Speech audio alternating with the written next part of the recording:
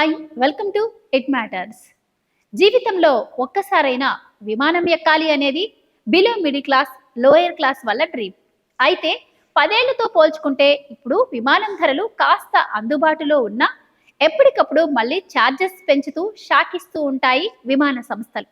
తాజాగా విమాన ఛార్జీలను తగ్గించామని గుడ్ న్యూస్ వినిపించిన ఇండిగో ఎయిర్లైన్ ఇప్పుడు కొత్త షాక్ ఇవ్వడానికి రెడీ అయింది. విమాన ఇంధన ధరలు పెరగడంతో కొన్ని నిర్ణయాలు తీసుకున్నట్లు ప్రముఖ ఎయిర్లైన్ కంపెనీ ఇండిగో ప్రకటించింది.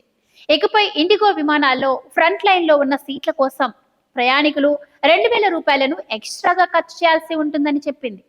ఇండిగో సంస్థ అధికారిక వెబ్సైట్ చెప్పిన దాని ప్రకారం వివిధ సేవలకు పేర్కొన్న ఛార్జీలకు సంబంధించి 232 సీట్లు ఉన్న A321 ఫ్లైట్ లో ఫ్రంట్ లైన్ లో ఉన్న విండో సీట్ కోసం 2,000 రూపాయలు ఎక్కువ ఖర్చు చేయాల్సి వస్తుంది. మధ్య సీటు కోసం అయితే 1,500 ఖర్చు పెట్టాల్సి వస్తుంది. 222 సీట్లు కలిగిన A321, 186 సీట్లు ఉన్న A320 ఫ్లైట్ లో ఉన్న సీట్ల కోసం ఒకే ఛార్జీలను కొనసాగించనున్నారు. 180 సీట్లు ఉండే A320 ఇండిగో ఫ్లైట్ లో కూడా ఇదే టారిఫ్ వర్తిస్తుంది. ATR విమానాల్లో సీట్లను సెలెక్ట్ చేసుకోవడానికి అదనంగా 500 వరకు ఖర్చు పెట్టాలి.